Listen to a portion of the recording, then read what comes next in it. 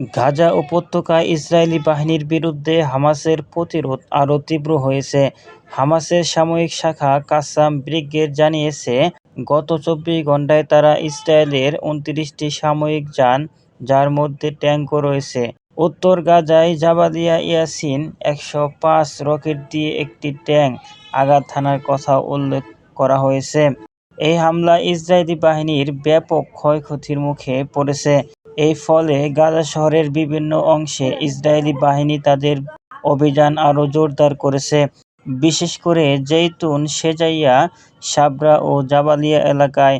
অন্যদিকে ইসরায়েলি বাহিনীর এই অভিযানে গাজা শহরের অনেক বাসিন্দা তাদের বাড়িঘর ছেড়ে পালিয়ে যেতে বাধ্য হয়েছে। বিভিন্ন এলাকায় ব্যাপক ধ্বংসাত্ম ও আতঙ্ক ছড়িয়ে পড়েছে। এই সংঘর্ষে এখন পর্যন্ত ৬২,০০০-এর বেশি ফিলিস্তিনি নিহত হয়েছে, যার মধ্যে অনেক নারী ও শিশু রয়েছে। অন্যদিকে ইসরায়েলের দাবি অনুযায়ী হামাসের হামলায় ১২০০ ইসরায়েলি নাগরিক প্রাণ হারিয়েছে।